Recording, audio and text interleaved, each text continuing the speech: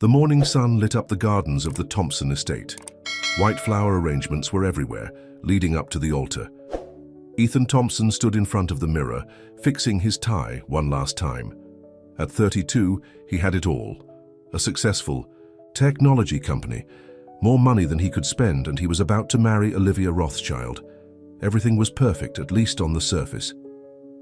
The guests are starting to arrive, Jake, his best friend and best man, said as he walked into the room. "You ready?" Ethan nodded, but something didn't feel right. Maybe it was just wedding day nerves, but lately, he'd been wondering if Olivia was really the one.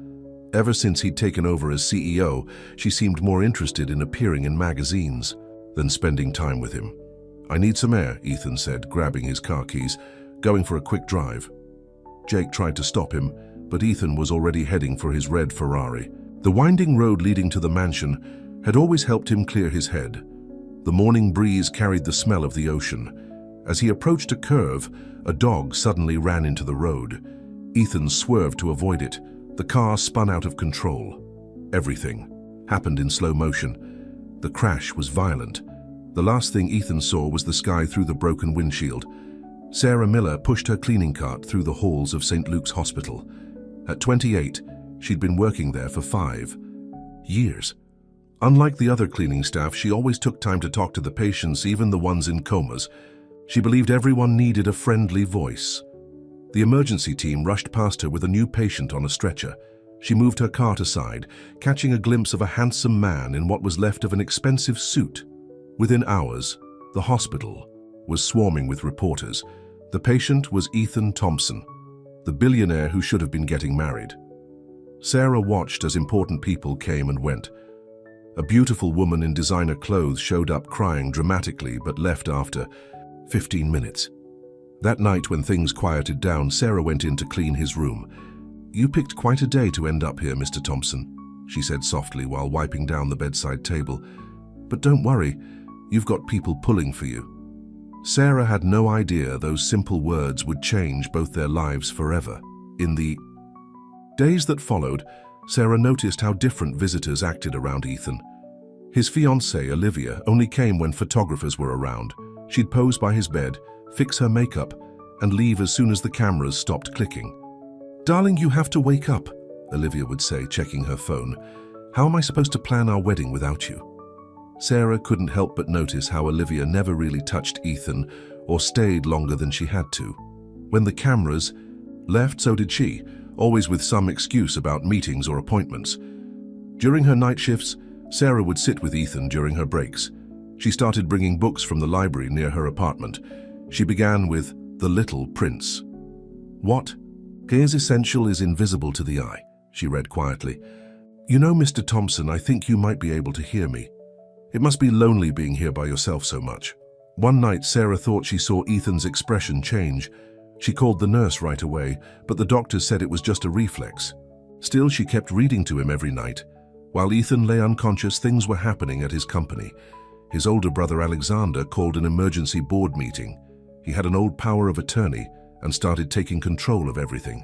"It's temporary," he told the board members, "just until my brother recovers." But Sarah saw the look in his eyes when he met secretly with Michael Davis, Ethan's biggest business rival.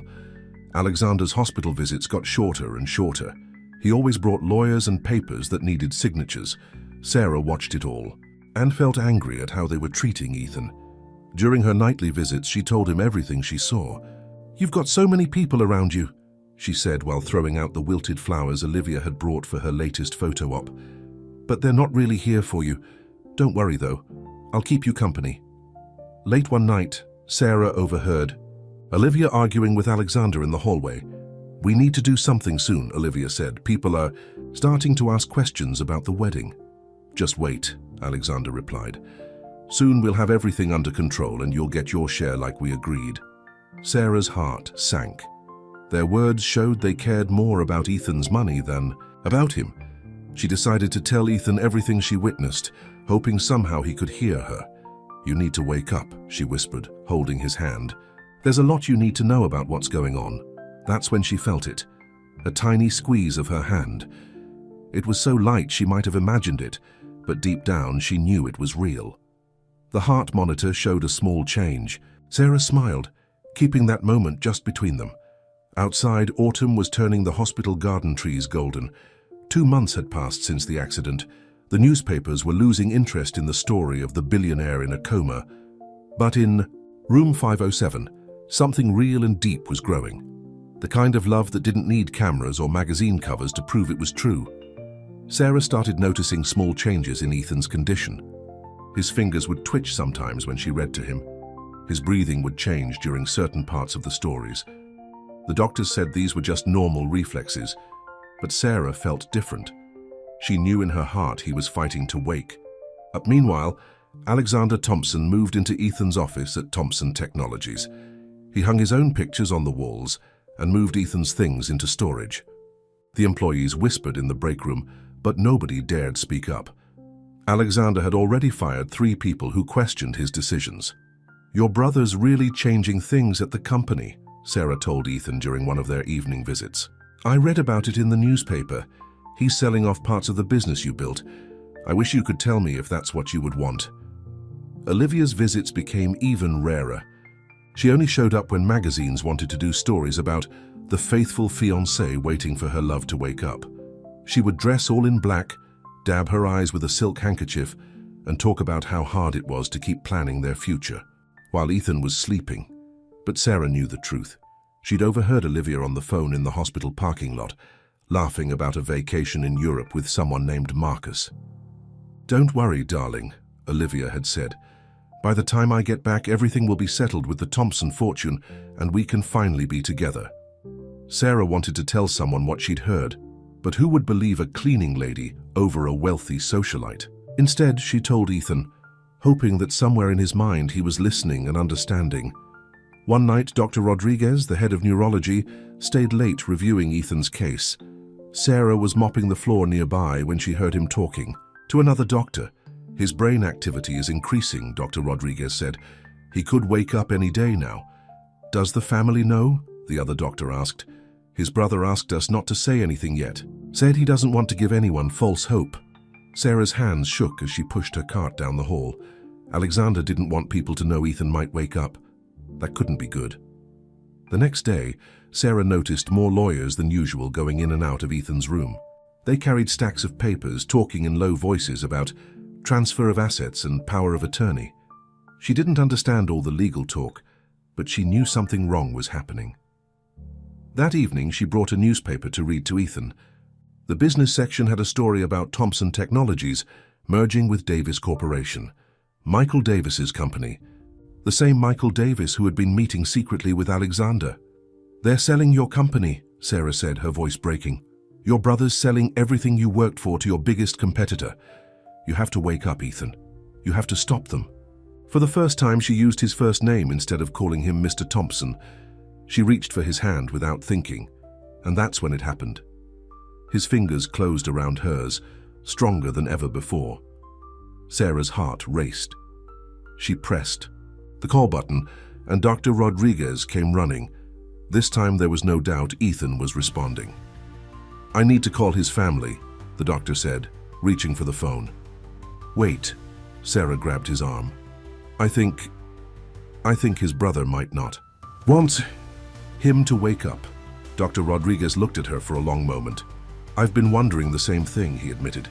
"The timing of all these legal documents, the merger announcement, something's not right." They agreed to wait before calling anyone. Dr. Rodriguez would document everything carefully, making sure there was proof of exactly when Ethan started showing signs of waking up. Sarah stayed past the end of her shift that night. She sat by Ethan's bed, holding his hand, telling him everything would be okay. His fingers kept squeezing hers like he was trying to tell her he understood. Around midnight, his eyelids started to flutter. Sarah held her breath. Slowly, very slowly, Ethan Thompson opened his eyes. He looked confused at first, blinking in the dim light. His eyes moved around the room until they found Sarah's face. She could see him trying to figure out who she was and where he was. "You're in the hospital," she said softly. "You've been in a coma for almost 3 months. I'm Sarah. I've been keeping you company." Ethan tried to speak, but his throat was too dry. Sarah got him some water, holding the straw to his lips. After he took a few sips, he managed to whisper one word. Why? Why what? Sarah asked. Why did you stay? His voice was rough from not being used for so long. Sarah felt tears in her eyes. Because everyone needs someone on their side. And I could tell you needed someone on yours. A tear rolled down Ethan's cheek. He squeezed her hand again, and Sarah knew he remembered. All the books she'd read, all the times she'd talked to him, all the secrets she'd shared. Somehow he'd heard everything. Dr. Rodriguez came in to check on Ethan. He did some quick tests, making sure everything was okay. Your recovery might take some time, he explained. But you're doing remarkably well, my brother, Ethan said. The company, we know, Sarah cut in, and we have proof of what they've been doing. But right now you need to focus on getting stronger. Let us help you. Ethan looked at her again, really looked at her, like he was seeing past her simple, blue uniform to who she really was. The woman who'd stood by him when everyone else was just standing by his money. Okay, he whispered. I trust you. Outside the hospital room, the city slept, unaware that everything was about to change. In the morning, the news would break. Ethan Thompson was awake. The power of attorney would be void. The company merger would be stopped. But for now, in E. The quiet of room 507, none of that mattered. What mattered was the way Ethan held onto Sarah's hand, like it was the only real thing in his world. What mattered was the look they shared, full of something neither of them was ready to name, but both of them could feel. Sometimes the worst moments in life lead us to the best ones. Sometimes we have to lose everything to find what we really need. And sometimes love shows up in the last place we'd ever think to look for it. The news of Ethan's recovery spread like wildfire. By morning, reporters crowded outside St. Luke's Hospital.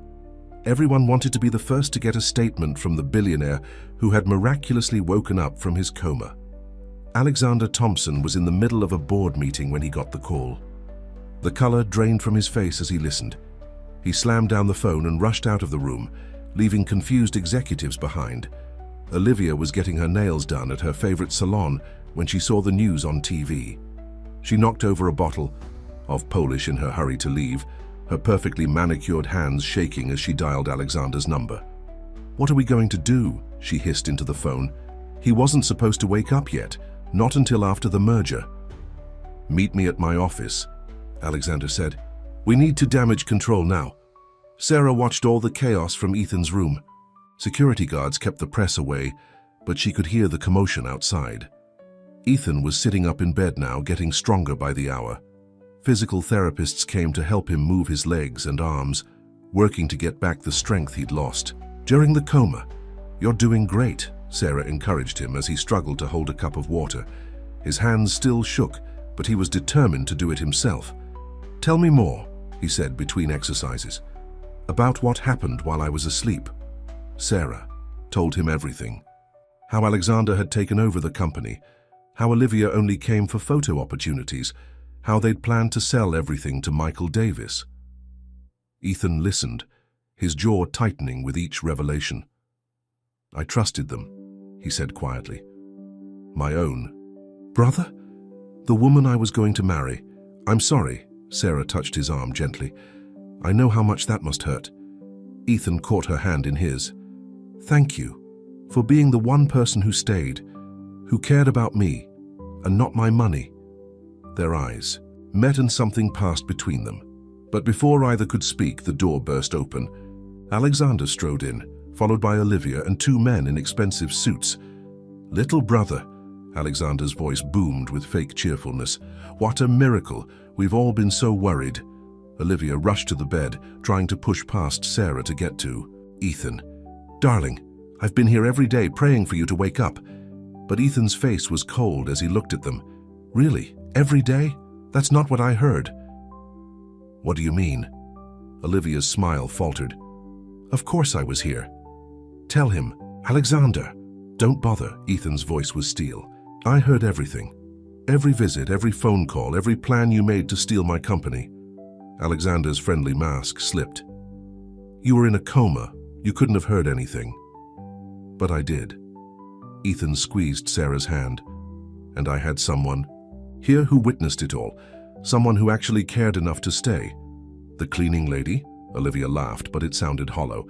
You're going to believe some minimum wage worker over your own family? Yes, Ethan said simply, because she's the only one who told me the truth. One of the men in suits stepped forward. Mr. Thompson, I'm James Wilson from the FBI's White-Collar Crime Division. We've been investigating some suspicious transactions at your company. Would you be willing to make a statement?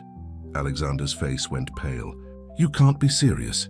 Ethan, we're family. Family doesn't try to steal from family, Ethan replied. Security, please escort my brother and Ms. Rothschild out. My lawyer will be in touch. As they were led away, Olivia turned back. You'll regret this. You have no proof of anything. Actually, Dr. Rodriguez stepped into the room holding a thick folder. We have everything documented. Every visit, every conversation, every legal document that was brought in. And the hospital's security cameras caught quite a few interesting meetings. Sarah watched as Alexander and Olivia were taken away. She felt Ethan's grip on her hand tighten. I know this is a lot, she said softly. Finding out the people you loved betrayed you. The people I thought I loved, Ethan corrected her. I see things differently now. Sometimes you have to lose your sight to really see. The FBI agents took statements from everyone. Dr. Rodriguez, the nurses, and especially Sarah. She told them everything she'd witnessed over the past 3 months. Later that evening, when things had finally quieted down, Sarah was getting ready to leave.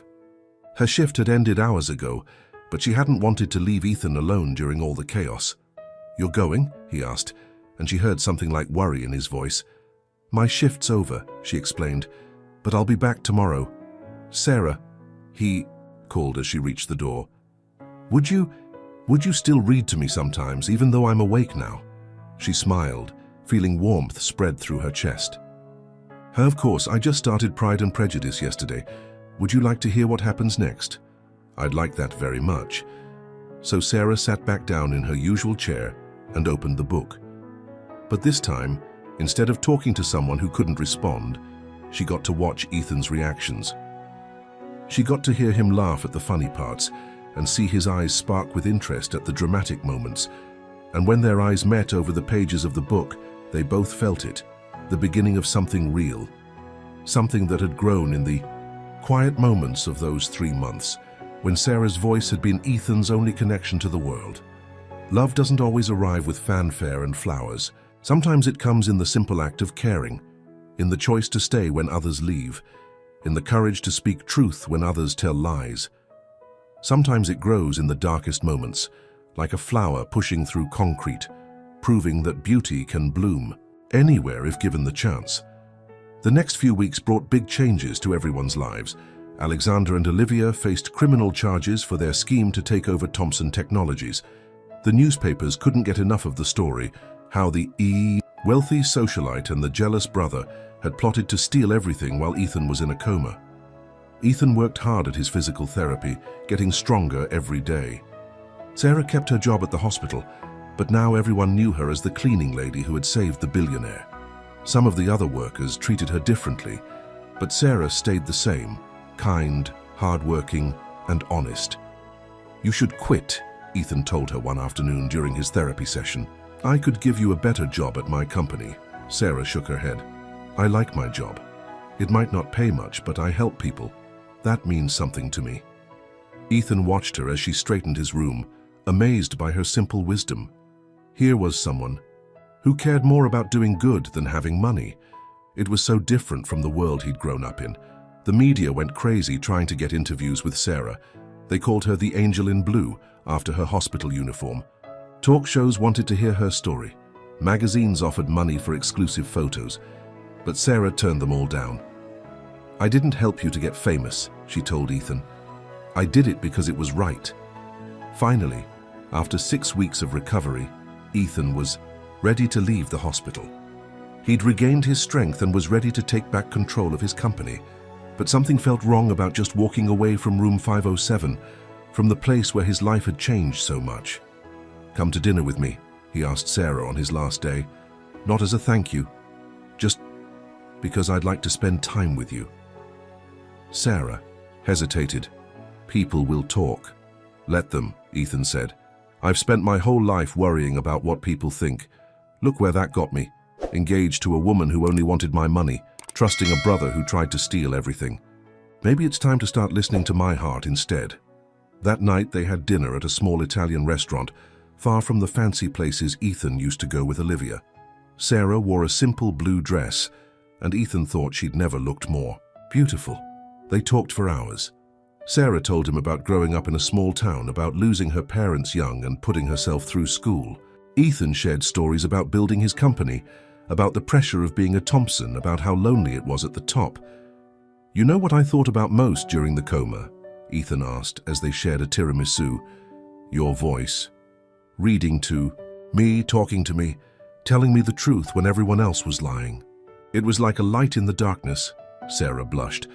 "I just didn't want you to feel alone." "I'm not alone anymore." Ethan reached across the table for her hand. "Thanks to you." But not everyone was happy about their growing closeness. The society. Pages buzzed with gossip.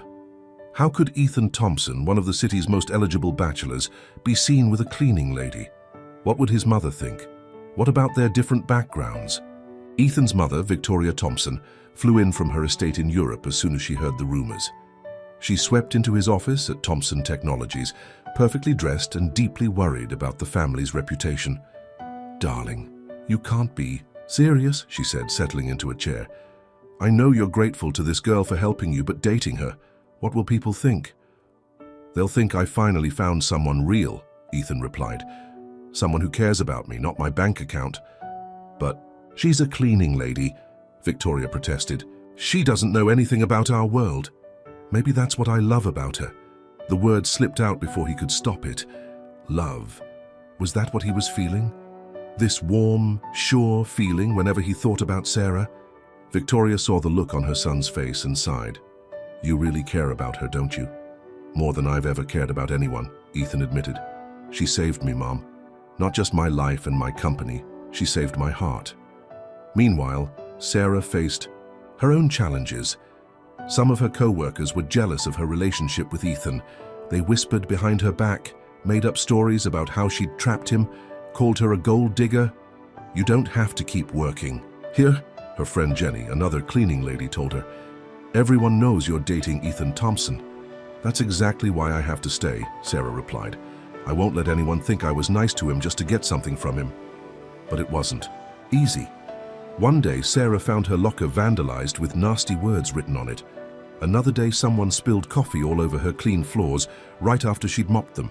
Ethan was furious when he found out. "Let me handle this," he said. "I'll talk to the hospital administration." "No," Sarah touched his arm. "I can handle it. I won't let them think I need you to fight my battles." Ethan pulled her close. "You're the strongest person I know. You know that?" Sarah leaned into his embrace, feeling safe and worried all at the same time. She was falling in love with him. But could their two different worlds really come together? Could a cleaning lady and a billionaire really find happiness? As if reading her thoughts, Ethan kissed the top of her head. "Stop worrying," he whispered. "Some things are meant to be, like a cleaning lady reading books to a man in a coma, like two people finding each other in the most unexpected way." Outside the hospital windows, the city lights twinkled like stars. In Sarah's locker, pride and prejudice waited to be finished. And in both their hearts, love continued to grow, proving that sometimes the best stories are the ones that don't follow the rules. The trial of Alexander Thompson and Olivia Rothschild was all over the news. Every day brought new revelations about their plot to steal Ethan's company. The prosecutor showed emails, phone records, and bank transfers, proving how they'd planned everything. Ethan had to testify against his own brother. It was the hardest thing he'd ever done. Sarah sat in the courtroom every day, supporting him silently from the back row. Her presence gave him strength. "I trusted you," Ethan said on the witness stand, looking at his brother. "You were my family. How could you do this to me?" Alexander just stared back coldly. But when Olivia took the stand, she broke down crying, claiming it was all Alexander's idea. She said she only went along with it because she was scared of him. "Liar," Sarah whispered. Under her breath, she remembered all those phone calls with Marcus, all those times Olivia had laughed about her plans for Ethan's money. The jury didn't believe Olivia either. After 2 weeks of testimony, both she and Alexander were found guilty. They faced years in prison for what they'd done. Outside the courthouse, reporters swarmed around Ethan and Sarah. Everyone wanted to know how they felt about the verdict. "Justice was served," Ethan said simply, holding Sarah's hand. "Now it's time to move forward." But moving forward wasn't easy. The scandal had hurt Thompson Technologies. Some clients had left during all the uncertainty. The stock price had dropped. Ethan spent long hours at the office working to save the company he'd built. Sarah kept working her regular shifts at the hospital. She didn't want special treatment, just because she was dating Ethan Thompson. But she worried about him working so hard. "You need to rest," she told him one night when he came to pick her up after her shift. He looked tired, with dark circles under his eyes. "The company needs me," he said. "I can't let all those employees down." "But what about you? Who takes care of you?" Ethan pulled her close. "I thought that was your job now." They went to his penthouse apartment, where Sarah made him eat some real food instead of the takeout he'd been living on.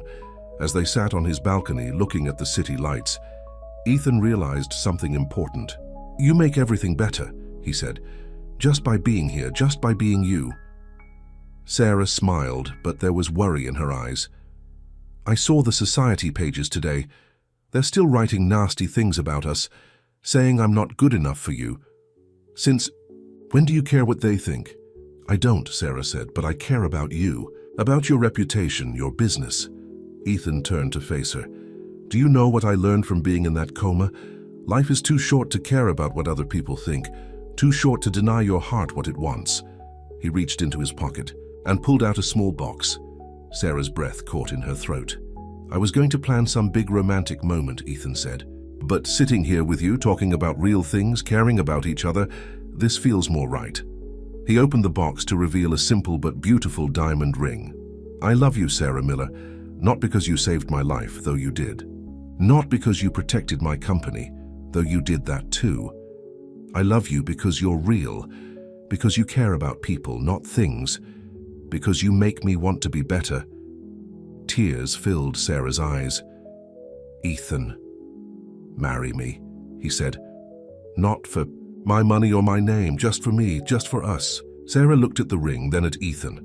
She thought about all they'd been through, about reading to him in room 507, about standing by him during the trial, about all the moments, big and small, that had brought them here.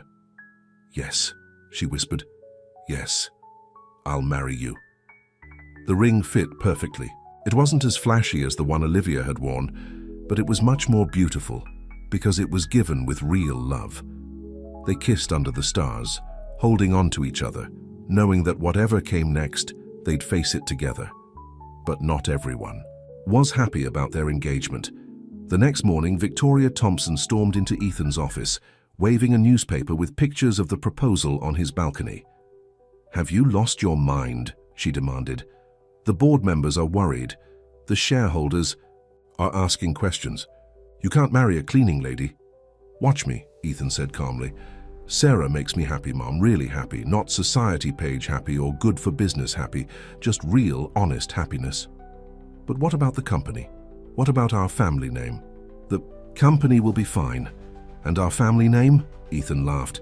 "After what Alexander did, Sarah can only improve it."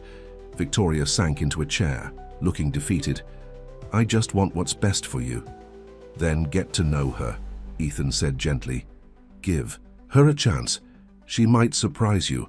At the hospital, Sarah's co-workers crowded around her asking to see the ring. Even the ones who had been mean to her seemed excited. "It's like a fairy tale," Jenny said. "The cleaning lady and the billionaire." But Sarah shook her head. "It's not about that. It's about two people who found each other when they needed each other most. Money doesn't matter. Love does." She went about her work as usual, mopping floors and cleaning rooms. Some patients recognized her from the news and wanted pictures with her. But Sarah stayed humble, kept working hard. That evening, when her shift ended, she found Ethan waiting for her. He'd brought her favorite takeout food, and they ate dinner in the hospital cafeteria, just like regular people. "You could eat at any fancy restaurant in the city," Sarah said. "Why here?" Ethan looked around at the plastic chairs and fluorescent lights. Because this is real. Because this is where I fell in love with you, and because the chicken nuggets here aren't bad. Sarah laughed, and in that moment, she knew everything would be okay. Their love story might not be typical, but it was true. And sometimes that's all that matters. Wedding plans took over everyone's lives. Victoria Thompson insisted on being involved, even though she still wasn't completely happy about the marriage. She kept suggesting huge, elaborate ceremonies at the most expensive venues in the city. We could have it at the plaza, she said during one planning meeting. 800 guests, crystal chandeliers, a 12-piece orchestra. But Sarah and Ethan wanted something simpler. They chose to have the ceremony in the hospital garden where their love story had started. Victoria nearly fainted when they told her, "The hospital? But what will people think?" "They'll think we're honest about who we are and how we met," Sarah said firmly. "I won't pretend to be something I'm not." Ethan squeezed her hand, proud of how she stood up to his mother. Victoria saw the look they shared and finally started to understand. This wasn't about society or appearances. This was about real love. But just when things were going well, trouble showed up again. Michael Davis, the competitor who had almost bought Thompson Technologies during Ethan's coma, started spreading rumors. He told people Sarah was just like Olivia, only smarter about it. He said she had planned everything from the beginning. She probably caused the accident herself. He told reporters, made sure she was there to play the hero. These gold diggers are getting clever these days. The stories hurt Sarah deeply. She had never wanted anything from Ethan except his love. Some of her old colleagues at the hospital started believing the rumors. They looked at her differently. "Now, don't let them get to you," Jenny told her. "We know the truth." But Sarah couldn't help worrying. What if people's doubts affected Ethan's business? What if the shareholders listened to Michael Davis? One night, she tried to talk to Ethan about it. "Maybe we should wait," she said, "until all this dies down." "No," Ethan said firmly. "I'm not letting Michael Davis or anyone else come between us. I almost lost everything once because I cared too much about what other people thought. I won't make that mistake again." He called a press conference the next day. Standing in front of dozens of cameras holding Sarah's hand, he told their story. The real story. "This woman saved my life," he said, "not just by being there when I was in the coma, but by showing me what really matters. Money, power, society. None of that means anything without love. Sarah taught me that." His words touched people's hearts. The public started turning against Michael Davis, especially when evidence came out that he had been working with Alexander and Olivia all along. His own company's stock took a hit as people learned the truth about him. Meanwhile, Thompson Technologies was doing better than ever. Ethan had brought in new people, honest people, to help run things. The company's values now included giving back to the community. They started a program to help hospital workers get education and training. "See?" Sarah said when she heard about the program. "Good things can come from bad situations." As their wedding day got closer, Sarah had one more surprise for Ethan. She took him to room 507, which was empty that day. "I have something to show you," she said, pulling out a notebook. "I kept a diary while you were in the coma, writing down everything I read to you, everything I told you." Ethan took the notebook, with shaking hands. Inside, he found Sarah's neat handwriting describing their time together. All the books she'd read, all the conversations she'd had with him, all her hopes that he would wake up. "You really cared," he said softly, "even when you didn't know me." "I knew your heart," Sarah replied. That was enough. They decided to read part of the diary at their wedding ceremony. It would show everyone how their love had grown, even when one of them was unconscious. The big day arrived with perfect weather. The hospital garden was transformed with white flowers and simple decorations. Hospital staff and patients watched from the windows. Even some of Ethan's business associates admitted it was more meaningful than any fancy hotel ballroom. Dr. Rodriguez walked Sarah down the aisle, since her own father had passed away years ago. Victoria Thompson sat in the front row, dabbing at her eyes with a silk handkerchief. She had finally accepted that her son had found true happiness. Jenny was Sarah's maid of honor, wearing a simple blue dress that matched the hospital uniforms. Ethan's new vice president, an honest man named Tom who had helped expose Michael Davis's lies, stood as his best man. When it came time for the vows, Sarah and Ethan took turns reading from her diary. There wasn't a dry eye in the garden as they shared the story of their unusual love. "Some people think fairy tales have to be perfect," Sarah said, "but real love grows in imperfect moments. It grows in hospital rooms and quiet conversations. It grows when someone believes in you, even when you can't believe in yourself.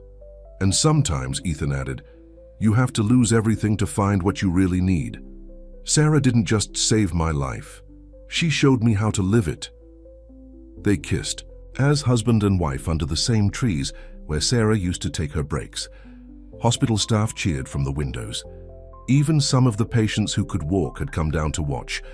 At the reception, held in the hospital cafeteria that had been beautifully decorated, Victoria Thompson stood to make a toast. "I was wrong," she admitted. "I thought I knew what was best for my son. But love knows better than mothers do sometimes. Sarah, welcome to our family. Thank you for showing us what really matters." After the wedding, Sarah and Ethan settled into their new life together. They moved into a beautiful house that was bigger than Sarah's old apartment, but smaller than Ethan's penthouse. It was their compromise, a place that felt like both of them.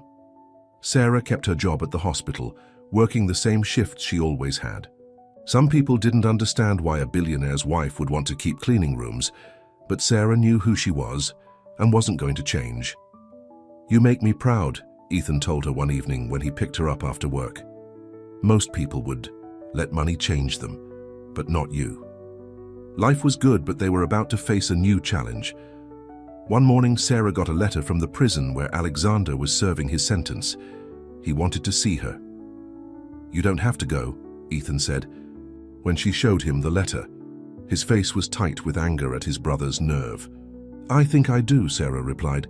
"He's still your brother, and maybe he has something important to say." The prison was cold and grey. Sarah sat at a metal table, waiting.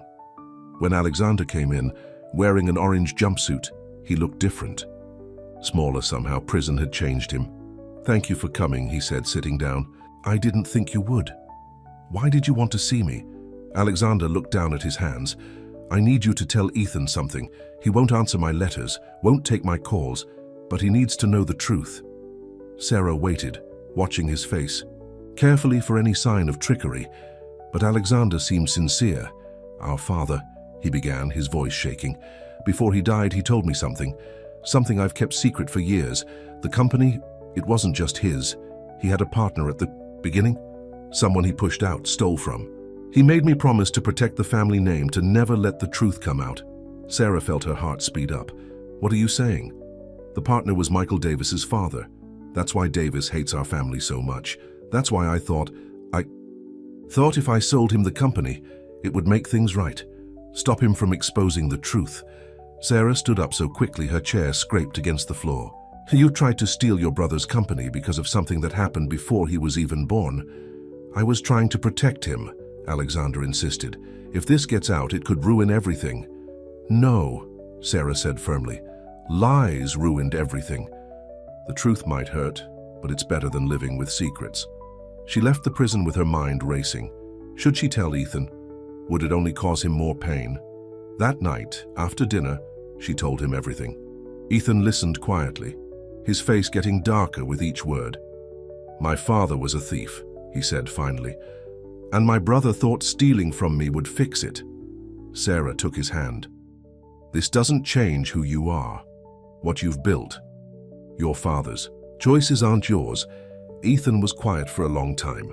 Then he made a decision that would change everything. "We need to make this right," he said. "Find out who Michael Davis's father really was, what was stolen from him, and fix it." The next few weeks were busy. They hired investigators to look into the company's past. They found old records, former employees who knew the truth. Everything Alexander had said was true.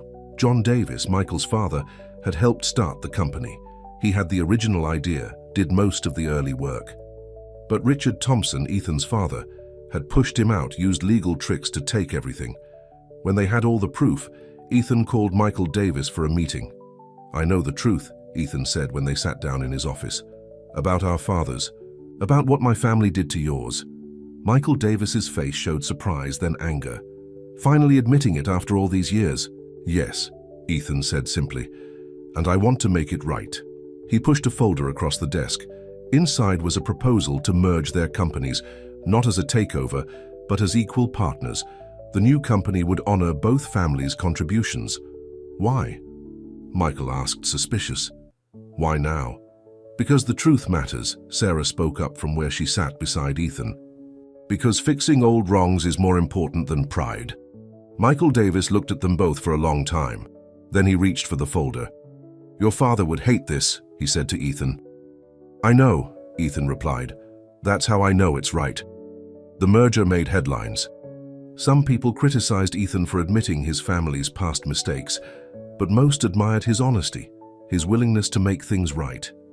Victoria Thompson had a hard time accepting it at first. Your father worked so hard to build this company, she protested. No, Mum, Ethan corrected her gently. He stole it. There's a difference. And it's time we admitted that. Sarah watched her husband through all of this, proud of the man he had become. The old Ethan might have covered up the truth to protect the family name, but loving Sarah had taught him that real strength comes from facing the truth, no matter how hard it is. One evening they visited Alexander in prison to tell him what they'd done. You tried to fix this the wrong way, Ethan told his brother. But you were right about one thing. The truth needed to come out. Alexander had tears in his eyes. I'm sorry, he said, for everything. It wasn't enough to erase what he'd done, but it was a start. A small step toward healing the wounds in the Thompson family. As they drove home that night, Sarah thought about how much had changed since she first walked into room 507 with her cleaning cart. Love hadn't just changed her life. It had changed. Ethan's too made him stronger, braver, more willing to face hard truths. What are you thinking about? Ethan asked, noticing her smile. Just that sometimes the biggest changes start with the smallest moments. Like talking to someone in a coma. Ethan took her hand, kissing it gently. Or falling in love with someone who sees the real you. Outside their car, the city lights twinkled like stars. Somewhere in St. Luke's Hospital, another cleaning lady was probably talking to another patient, not knowing that sometimes such simple acts of kindness can change everything. A year had passed since the wedding. The merged company was doing better than anyone expected. Michael Davis and Ethan worked well together, their different styles complementing each other.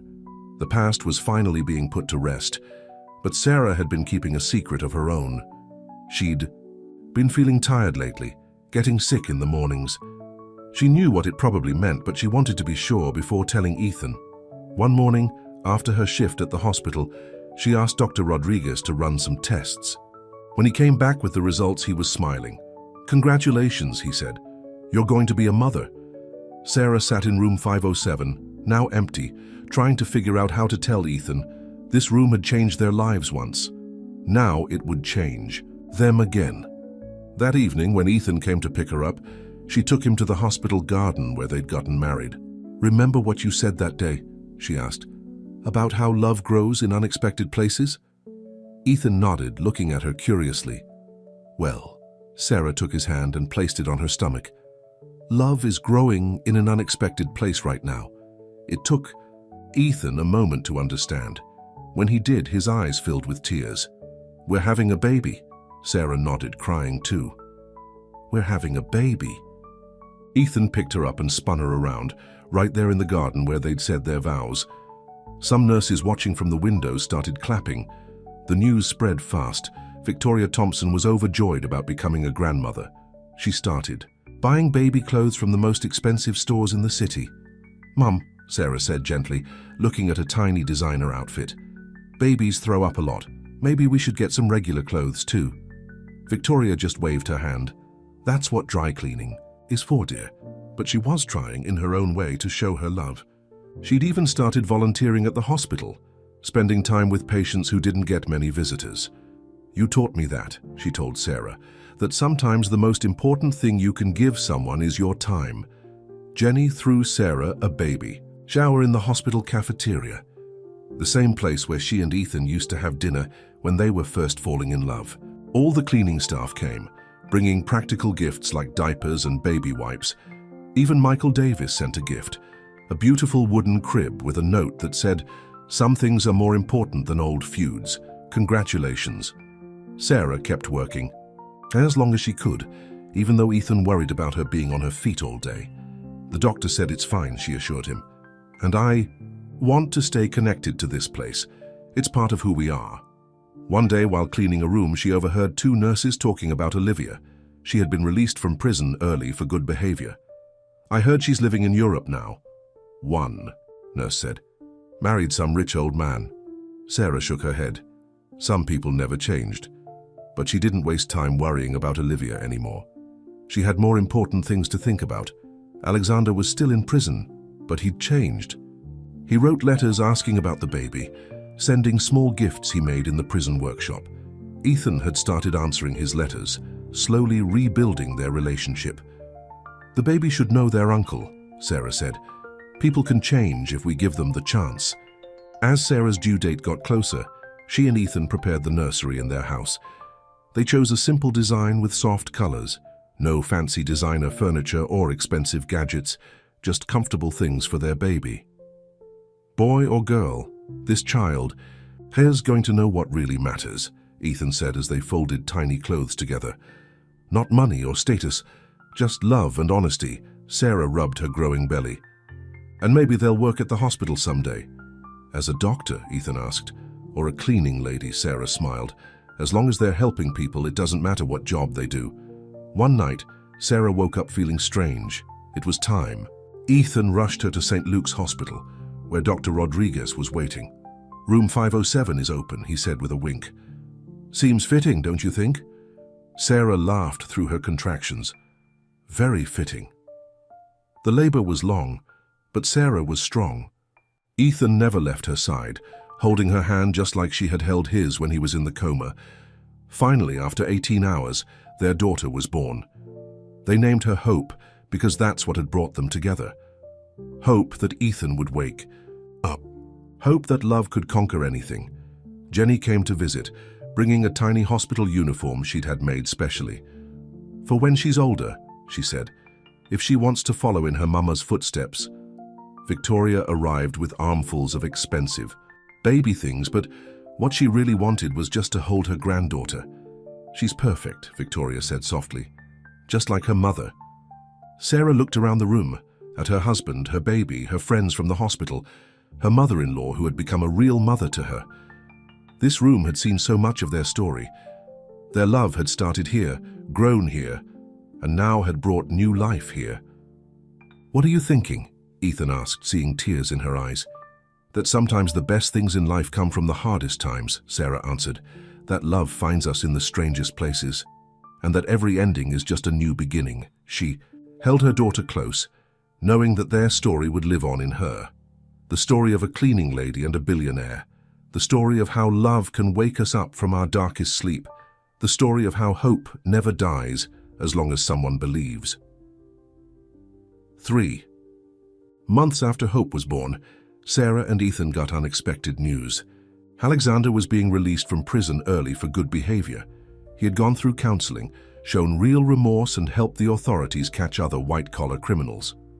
"He wants to see Hope," Ethan told Sarah one evening while they were putting the baby to bed. "He's my brother, but if you're not comfortable with it..." Sarah looked down at their sleeping daughter. "Everyone deserves a second chance. Your brother made mistakes, but he's family." The meeting was set for Sunday dinner at their house. Victoria came early to help Sarah prepare, though her idea of helping mostly involved telling the cook what to do. When Alexander arrived, he looked different. Prison had changed him, made him humbler. He carried a stuffed bear he'd made himself in prison crafts class. "She's beautiful," he said softly, looking at Hope in her bassinet. "She looks just like Sarah." "Thank goodness," Ethan joked, trying to ease the tension. During dinner, Alexander told them about his plans. He wanted to start a foundation helping former prisoners rebuild their lives. "I learned a lot in there," he said, "about what really matters, about how easy it is to lose. Your way when you care more about money than people." Sarah watched Ethan's face as his brother spoke. She saw the moment he truly began to forgive Alexander. But their peaceful family reunion was about to be interrupted. The next morning, Olivia showed up at Thompson Davis Technologies, demanding to see Ethan. "I just thought you should know," she said when they met. In his office, Sarah was there too, having stopped by with Hope for lunch. "I'm writing a book about everything that happened. Haven't you caused enough trouble?" Sarah asked, holding Hope protectively. Olivia's eyes fixed on the baby. Something like regret flashed across her face. "That could have been my daughter," she said quietly, "if I hadn't been so greedy." "But she's not," Ethan said firmly. "Write your book if you want. We have nothing to hide." After Olivia left, Sarah noticed Ethan seemed troubled. "What's wrong?" "I was just thinking, if I hadn't had that accident, if you hadn't been there, I would have married her, had children with her, lived a lie." Sarah touched his face gently. "Sometimes bad things happen to lead us to good things." That evening they had an even bigger surprise. Michael Davis called with news that would change everything again. "I found something in my father's old papers," he said. "Something about your father, Ethan, but it's not what we thought." They met at the office late that night. Michael spread old documents across the conference table. "Your father didn't steal. The company from mine," he explained. "They planned it together. It was a scheme to buy out their competitor. But my father got cold feet at the last minute, wanted to back out. Your father felt betrayed, pushed him out. So they were both wrong," Ethan said, reading through the papers. "And both right in a way," Michael added. "They just couldn't see, past their own hurt to fix things." Sarah thought about how history had almost repeated itself with Ethan and Alexander, with the company and the betrayal. But this time, love had changed the ending. The next day, they called a press conference. Ethan and Michael stood together, telling the true story of their fathers. Not to place blame, but to show how the past could be healed. "Our fathers let pride and anger tear them apart," Ethan said to the cameras. "But their sons chose a different path. Sometimes the best way to honor the past is to learn from its mistakes." That night, Sarah found Ethan in Hope's room watching their daughter sleep. "What are you thinking about?" she asked. "About legacy," he replied. "Not money or companies, but the kind of legacy we leave in people's hearts. You taught me that, Sarah, when you were just a cleaning lady who cared enough to talk to a man in a coma." Sarah leaned against him, thinking about all the twists their story had taken. The accident that should have ruined everything had instead given them everything. The betrayals that should have destroyed them had made them stronger. Victoria Thompson hosted a family dinner that weekend. Alexander was there and Michael Davis too. As Sarah looked around the table, she saw how love had healed old wounds, built new bridges. To family, Victoria raised her glass. Not just the one we're born into, but the one we choose. Later, as Sarah put Hope to bed, she told her daughter a story. Not a fairy tale, but their story. About a cleaning lady who believed in kindness. About a wealthy man who learned what really mattered. About how love could wake up hearts that were sleeping. "You come from a family that learned the hard way," she whispered to her sleeping baby. "That money can't buy happiness. That true love doesn't care about status.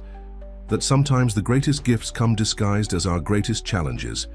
In the hospital, room 507 had a new patient. And a new cleaning lady was talking softly to them as she worked, not knowing that she was part of a legacy of love that had started in that very room. Some people called it a fairy tale, the cleaning lady who married the billionaire. But Sarah knew it was more than that. It was a story about seeing the real person behind the surface, about choosing love over pride, about how the heart knows what it wants, even in a coma. And as she looked at her sleeping daughter, Sarah knew their story would live on.